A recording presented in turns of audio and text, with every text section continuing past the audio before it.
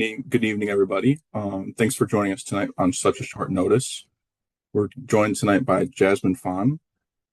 She is a CFA and a senior member of the iShares investment strategy team.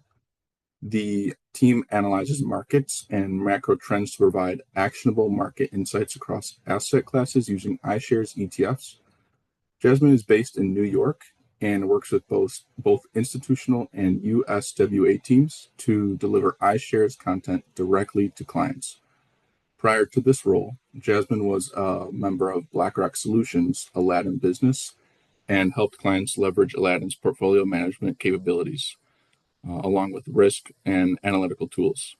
So she started at BlackRock in the summer of 2014 with BlackRock's client analytic group. And tonight's going to be a little bit different than normal. Um, Tonight, we're not going to look at any slide decks or specific tickers, but instead, we've asked Jasmine to help us navigate the bigger picture. And with the recent news, geopolitical stuff, and the conflict, um, this is what she specializes in. And we're going to see how this will affect our investment landscape across all asset classes. So, Jasmine, thank you so much for being here, and I'll hand it over to you now. And we'll wait for questions until the end. Thank you. Yes, thank you, Jason, for the introduction, and thank you so much for having me here.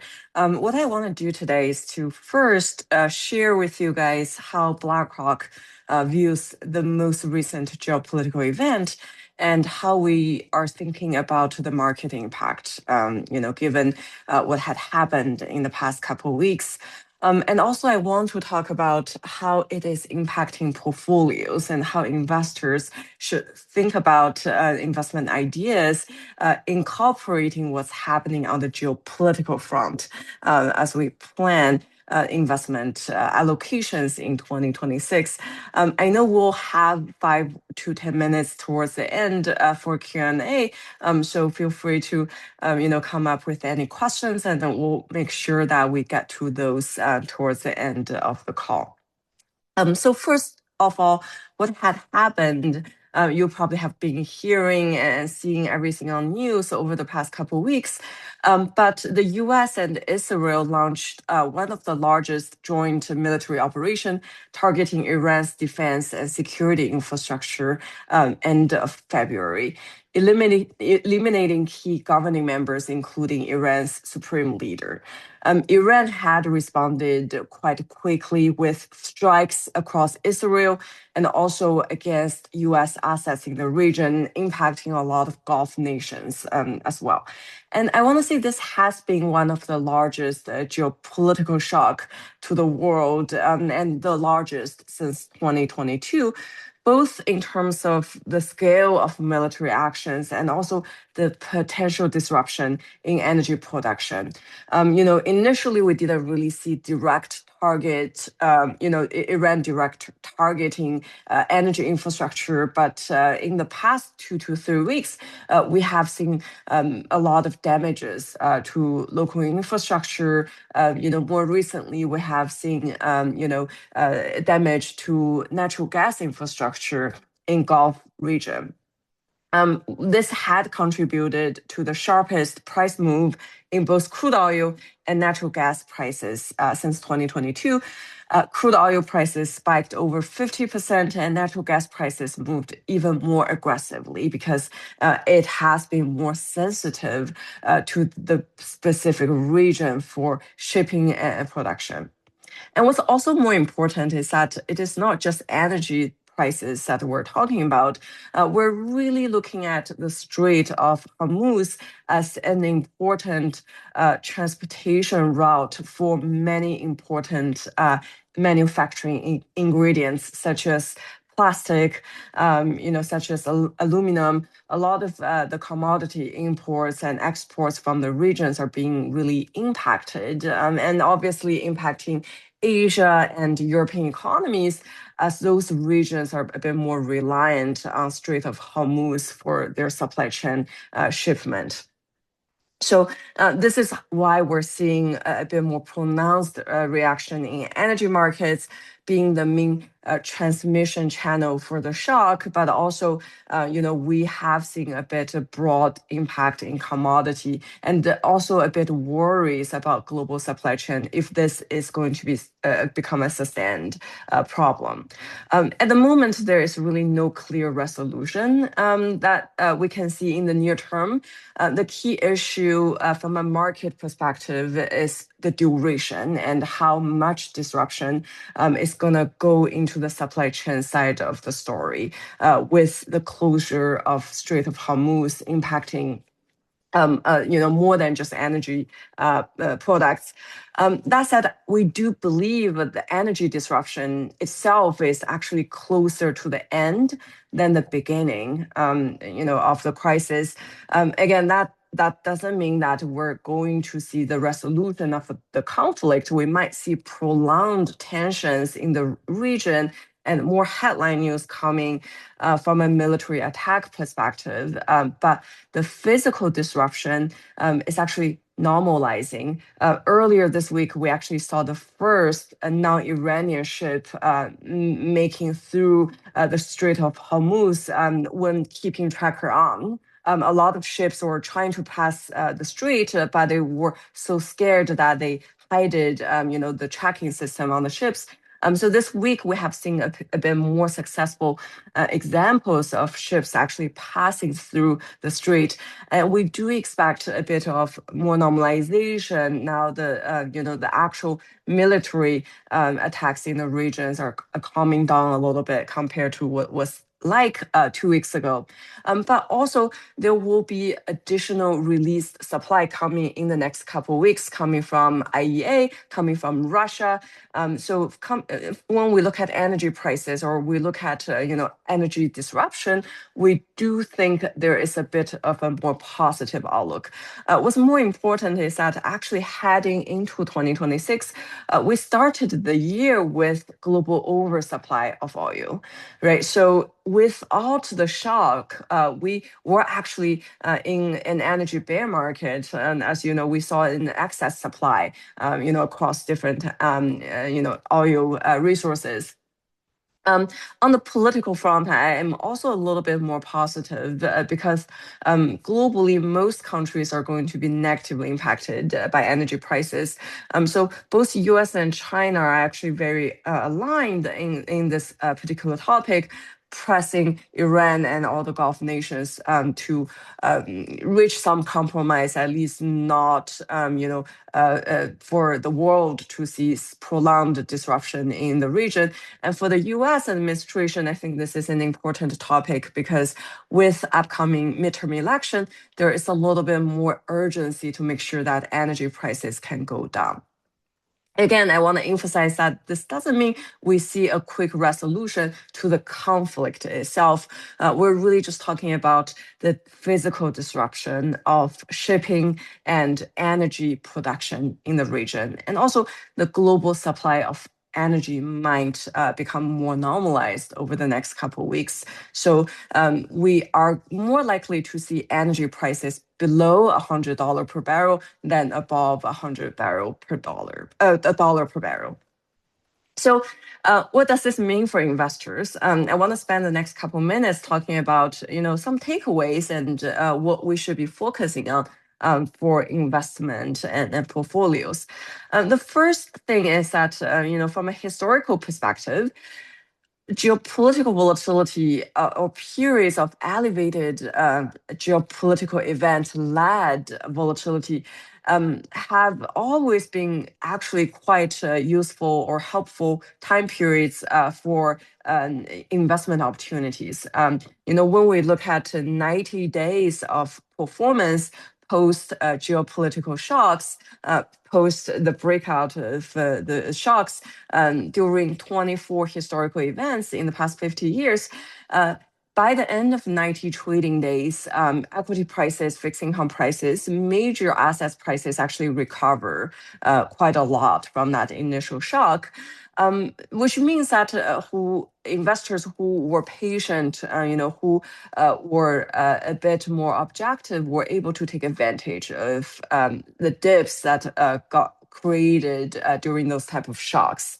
And funny enough, energy prices actually would return negative by the end of 90 days. Again, that's because some of the price, premium already went in ahead of the breakout of an event. But again, that means that there's usually a bit of a bearish risk in energy prices 90 days after the initial breakout. So again, history tells us it's usually rewarded, to stay invested in the market and to be patient with this type of geopolitical volatility. And then the number two important takeaway is that diversification really matters. We actually get a lot of questions on what worked this time, right? Why a lot of things didn't work as diversification, as diversifiers. For example, fixed income didn't work or duration didn't work because this is an inflationary shock. So duration is not really going to be your friend when we see equity drawdowns in this type of scenario. But that also means we need a more diversified allocation of alts allocations, or a diversified basket of diversifiers in a portfolio to really hedge against different type of risks. Gold historically had always been working really well as a geopolitical risk hedge, not so much this time. I was actually traveling in South America for a roadshow earlier this week, and we got a lot of questions on gold and precious metals. And the reason that gold didn't work quite well this time is actually because we have seen increased allocations to gold and silver in the past 12 months as investors are looking for hedges against the US dollar, hedges against the deficit issues. So when we saw elevated risk in this market, a lot of investors actually took profit in gold or actually trimmed the gold investment a little bit. But we still think gold is going to be an important component of portfolios to help us become a bit more, protected against different type of shocks. What else had worked this time? Liquid alts had worked in general. Again, strategies that are intentional to not be correlated with traditional equity and fixed income assets are actually working this time. And lastly, I want to say, even though duration didn't work in the fixed income basket, income as a category worked, right? Income has functioned as a cushion to this type of equity drawdown. And again, we think in 2026, income will continue to be an important topic as we see lower and lower risk-free rate. At the same time, globally, we're still looking at $9 trillion of cash or money market assets sitting in cash, which means that a lot of those should be put back to work now. Those are not really gathering as much of a high of a free cash yield. So income is going to be an important topic for investors, but also an important source of diversification. Lastly, I think once we overlook this period of geopolitical shock, the focus will be back on the key market drivers year to date, which is AI. But I have to say, something is fundamentally different when we talk about AI investing in 2026 versus AI investing in 2022, 2023, or 24. In the past 3 years, when we talk about AI investing, it is really about ChatGPT, talking to an AI box, asking AI to help us in writing, generating text. What had happened earlier this year, early January, is that an AI provider company called Anthropic actually put out a really successful AI agent to show the world that you actually don't need software companies, or you don't need to pay a lot of those servicing fees. you can actually use AI to complete a lot of tasks in our daily lives. And the innovation is so successful that it really shows us how powerful AI is and how powerful and the power of AI is fundamentally different from the type of AI we talked about in the last 3 years. So what this is, leading to investors, or what's happening in equity markets, is that we're seeing a lot of rotations, right? In U.S. equities, we saw rotations from Mag 7, from large cap tech, to other companies that are benefiting from increased supply chain or capex spending in AI. And that's actually very intuitive, because in the future, we don't need to pay, and I always use TurboTax as an example here, right? Theoretically, I can, just use AI to file my tax. I don't need to pay TurboTax. Obviously, I would not do that this year. I don't trust myself enough. But in the future, we are not going to need as many software companies or services. Whereas we do need more power for AI agent. We need more compute and token for AI agent, and that is benefiting the power supply chain, the data center supply chain of AI. So the hardware side of AI more than the software side of AI. The other rotation that's very interesting and that had happened in the first 2 months of the year is the rotation from US to emerging markets. And this, again, is very much AI driven, right? We saw EM Asia as an important manufacturer of US AI. We see Latin America as important, exporters of commodity ingredients needed in AI build out, especially copper. So this earnings strength is becoming much, much more notable. For the first time in many years, I'm seeing higher earnings growth in emerging markets than the US, which, don't happen usually in history. So again, I do think there are still a lot of opportunities, and we're still pro-risk and still, are very, very constructive on US equity opportunities, on emerging market equity opportunities. The last, thing I want to say is that we're also seeing a lot of interesting sector opportunities outside of AI, right? As I mentioned, we will see more demand for commodities in this environment. What's happening in Middle East obviously is causing disruption for certain supply chain around AI, but let's not forget that we're actually closer to Latin America, and they are an important providers of commodities, and they are not impacted by what's happening in Middle East. So we do like mining as a sector, and another sector that's again very relevant to the topic today is defense. With rising geopolitical risk, what we're seeing is that globally, a lot of governments are actually increasing their defense budget. Germany, as an example, they just passed, regulations last year to, increase or relieve the cap of defense budget as a percentage of their GDP. And U.S. is obviously spending more on defense, and that again is benefiting defense industries, defense companies. But what's interesting here is that when you think about defense, historically, it's really just aerospace defense sector, right? The industrials, the airplane companies. Today's defense is a little bit different. We actually are looking at technology companies like Palantir, and OpenAI are very important. They played an important role in this recent attack on Iran. So again, we are looking for opportunities in defense, and we recommend a more comprehensive approach, taking into considerations of other companies outside of industrials that are actually going to be very important in today's defense industry. I want to pause here to see if there's any questions, and happy to open the floor and start the Q&A.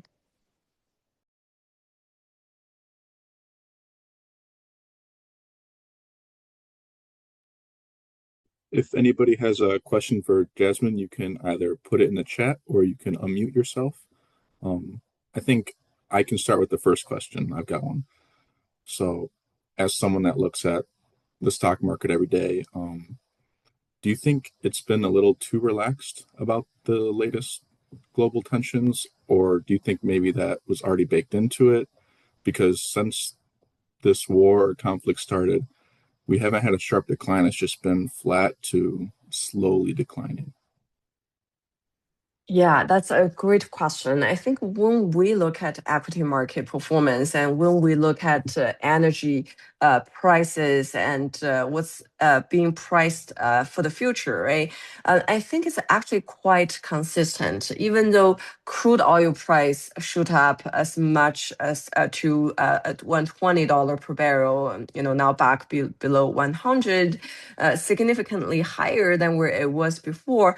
But when we look at the future curve of energy markets, what the market is pricing in at the moment is a short-term disruption of energy within the next 2 to 3 months. And 6 months forward, we're actually going to, most likely come back to around 70. That's what the market is pricing in at the moment. And that's also what's happening when we look at the amount of growth shock and inflation shock. If you agree with what's being priced in the energy market, the actual growth shock and inflation shock would be quite minimal, right? And there's a lot of worries about if we're going back to an inflationary regime like what happened in 2022. I think we're in a fundamentally different world in that we don't have the post-COVID inflation.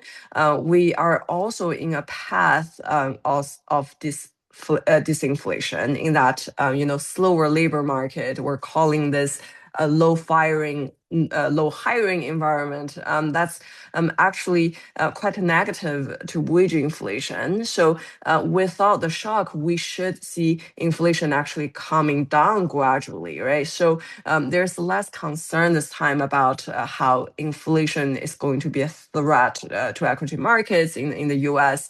and less overall concerns compared to what had happened in 2022.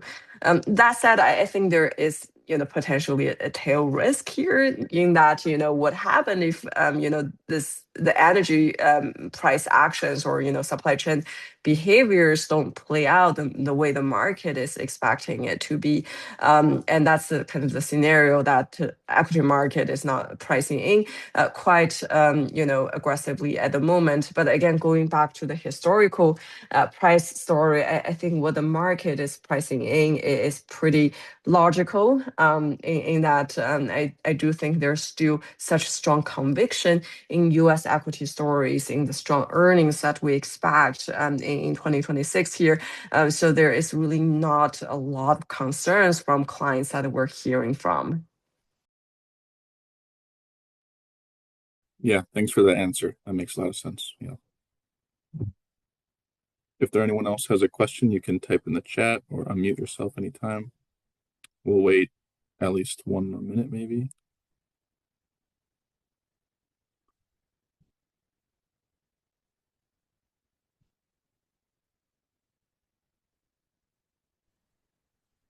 So the advice I got maybe is just hold on and just be patient and wait it out, basically.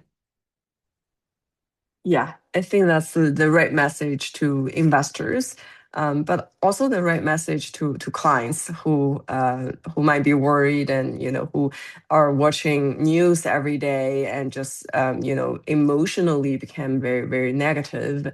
But again, I think the focus should really be the physical disruption of the region from an investing perspective, from an asset allocation perspective, and it really pays off to stay invested in this type of market. Okay, thank you.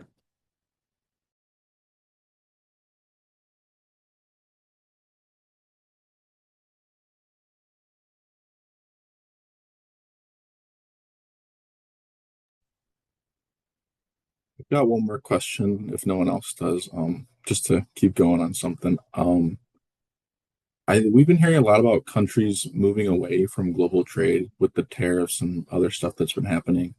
Um, is there anywhere BlackRock is looking in the world? Any specific regions or specific market that would maybe be a safer place to be?